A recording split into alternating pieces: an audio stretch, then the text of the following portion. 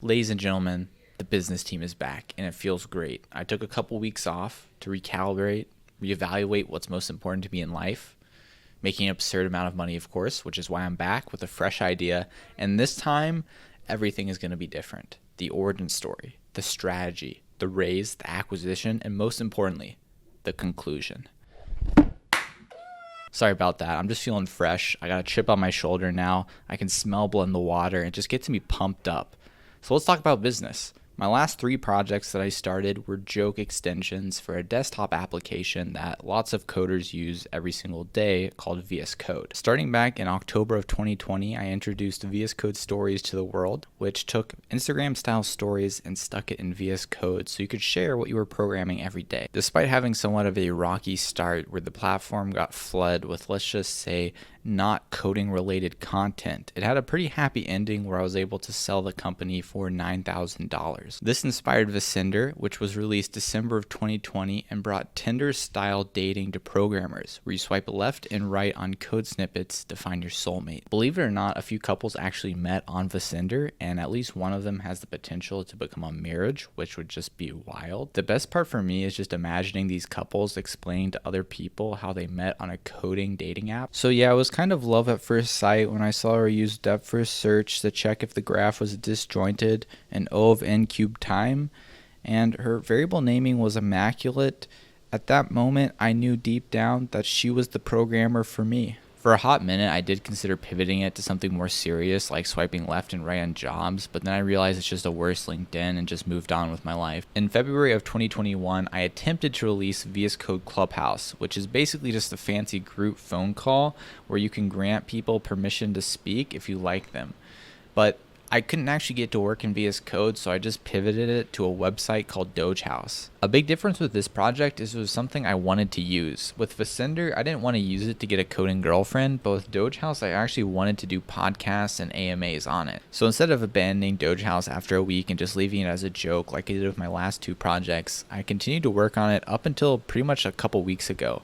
And I just made an entire video about why I stopped, so you can go watch that if you want to see the entire thing. But the TLDR is Discord and like 5 other companies ate my lunch. I kind of coded close to every day on Dogehouse for 3 months, except for maybe 1 weekend. So by the end of it, I was pretty toasted, but I recovered pretty quickly. And my version of relaxing was learning crypto, blockchain, smart contracts. Insert buzzword here. I thought I might do some projects kind of in that vein just for fun, no expectations of making money, just to improve my skills. But there was kind of this little seed of doubt in the back of my mind. I just had spent 3 months in a roller coaster of a relationship with Dogehouse where it started playful, got very serious very fast, and then abruptly ended with me still not being a millionaire. I had to ask myself, was crypto really going to be my rebound? Like last night I took an L.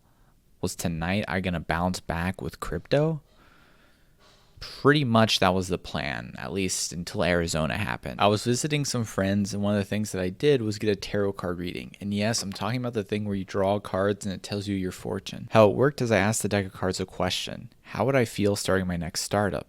And then I put my hands on the deck of cards because I figured it's kind of like when you unlock your phone with your fingerprint, you gotta put your biometric information to transfer the energy. And then the psychic shuffles the deck and then he pulls out the card that, belongs to me.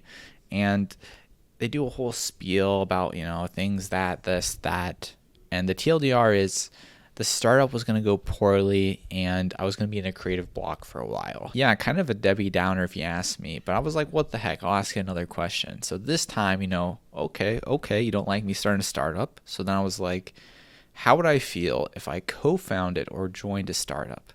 And the answer it gave me was I was going to be wildly successful. I kid you not, by the way. And then I'm going to spend all my money. It's all going to go down the drain. So it recommended I keep a close eye on my finances. Honestly, neither of those paths sounded that great to me, but at least with one of them, I end up being an ex-millionaire at the end of it. So I guess it could be worse.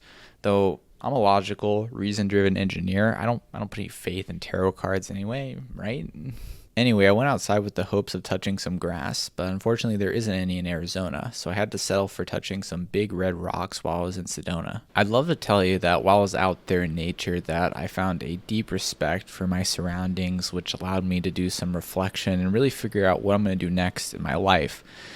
But the reality is my friend just asked me if I wanted to work on an idea he'd had for a little bit, and I was like, sure, and that's kind of the thing I've been coding the last 13 days. So the first big difference with this startup is I have a co-founder, which I'm pretty pumped to try out because I've been doing this single founder thing for a little bit, and I'm ready to split some of the work. He's going to be handling a lot of the business side of things, like going golfing, and I'm going to be focusing on building out the product, which, by the way, is not open source this time. I'm waiting to disclose the idea until I'm a little bit further along in the MVP, which will probably be like next week or the week after that. But what I can tell you is it's not for developers. It's not a clone of existing company. It's not a joke. And this time, it's not a VSCode extension. It's weird saying this, but I'm working on a project with a somewhat legitimate value proposition with the goal of making myself filthy rich, then making some stupid purchases, losing it all to fulfill my prophecy. And right now, I think the thing on the top of my list is purchasing just the entirety of VSCode from Microsoft. What I'm actually building is an app because we need push notifications, and you better believe I'm using React Native. An iOS/Android app is going to appear in front of your eyes faster than you can spell Kubernetes. Coinbase literally just IPO'd with a 100% React Native app, and I'm happy to follow in their footsteps. I'm a little bit more humble, so I'm fine skipping the whole IPO thing. I'd be happy just taking our React Native app and have it privately acquired for $1 billion. Basically, what I'm trying to say is the projects leading up to this have been appetizers, and now I'm hungry. I'm ready for my entree. This time, it's not a joke VS Code extension. I'm not leaking the IP for the code. I have a co-founder, and we're going to see if these different inputs garner some different results, but either way, it's going to be an interesting experience, so stay tuned. Also, fun fact, the person that gave me my tarot card reading is also my co-founder, so chew on the implications of that for a minute.